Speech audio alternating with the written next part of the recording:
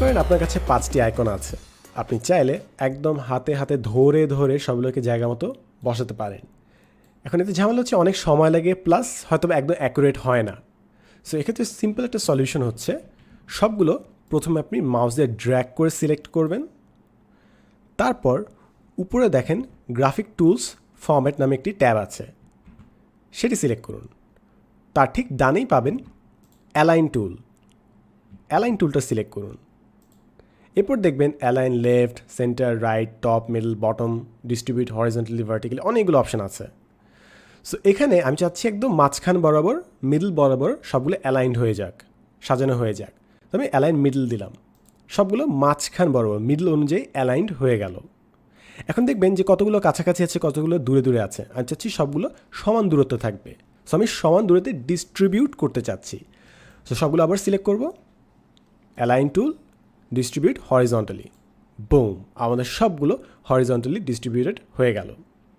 এখন এখানে একটা অপশন দেওয়া আছে, দেখেন আপনি যদি অ্যালাইন টুলে যান দেখবেন অ্যালাইন সিলেক্টেড অবজেক্টস, অর্থাৎ আপনি যে অবজেক্টগুলো সিলেক্ট করছেন, মনে করেন আমি এটা এখানে রাখলাম আর এটা এইখানে রাখলাম, তাহলে যদি আমি ডিস্ট্রিবিউট করি তাহলে দেখবেন ডিস্ট্রিবিউশনটা প্রথম এবং শেষ অবজেক্টের মাঝখান বরাবর থাকছে, অন্য কোথাও কিন্তু যাচ্ছে না।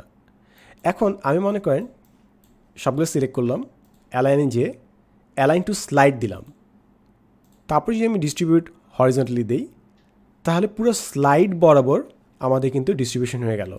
এরপর অ্যালাইন মিডল দেই, এমন অবস্থা।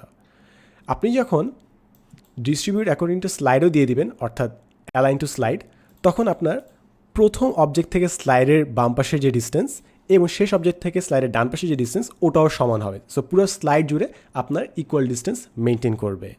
সো এটাই হচ্ছে অ্যালাইন টু স্লাইডস আর অ্যালাইন টু অবজেক্টসের ডিফারেন্স। এখন মনে করেন আপনি উপরে নিচে এরকম অবজেক্টগুলো একটু ডিস্ট্রিবিউটিভ মতো করতে চাচ্ছেন, সবগুলো এগেইন সিলেক্ট করবেন, format, align, align two centre, এবার সেন্টার অনুযায়ী আমরা সাজাতে যাচ্ছি। এরপর ডিস্ট্রিবিউট ভার্টিক্যালি, উলম্ব বরাবর সবগুলো ঠিকমতো সাজাতে চাই, ডান। সো আমাদের সবগুলো উলম্ব বরাবর সাজানো হয়ে গেল। আপনি চাইলে মনে করেন পাওয়ার পয়েন্ট অ্যালাইনমেন্ট এটা নিচে দিতে যাচ্ছেন, সো আমি নিচে রাখলাম, তারপর সবগুলো সিলেক্ট করলাম, অ্যালাইন সিলেক্টেড অবজেক্টস, খালি অবজেক্টগুলোর মধ্যে সাজানো হবে, অ্যালাইন, ডিস্ট্রিবিউট ভার্টিক্যালি, ডান। সো ওগুলো নিজেদের মধ্যে সাজানো হয়ে গেল। সো এই জিনিসটা অনেক কাজে দেয়, কারণ আমরা যখন প্রফেশনালি স্লাইড ডিজাইন করি তখন খালি একটা দুটো না, আমাদের প্রায় 50-60টা স্লাইড থাকে, প্রতিটার মধ্যে মনে করেন 3-4-5টা করে পয়েন্ট। সো সবগুলো ম্যানুয়ালি যদি করতে যাই তাহলে প্রচুর সময় লাগবে এবং অনেক ইনঅ্যাকুরেসি থাকে। প্লাস আপনি যখন ডিজাইন করবেন আপনার স্লাইডে হয়তো কোনো জিনিস অ্যাকুরেট মনে হচ্ছে, বাট বড় স্ক্রিনে যখন দেখবেন তখন দেখবেন যে হয়তো বা কোনো একটা জিনিস ওলটপালট হয়ে গেছে। সো মনে করেন অনেকগুলো এলিমেন্ট আছে, সবগুলো সিলেক্ট করবেন, ফরম্যাট, অ্যালাইন, সেন্টার, কিংবা মনে করেন সেন্টার না করে অ্যালাইন মিডল দিলাম, তারপর ডিস্ট্রিবিউট হরিজন্টালি, তারপর সবগুলো সাজিয়ে ফেললাম। As easy as that.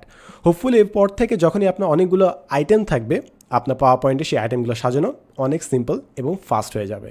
এতক্ষণ আপনার সাথে ছিলাম আমি সাদমান সাদিক, দেখা হবে নেক্সট এপিসোডে, and as always thanks for watching.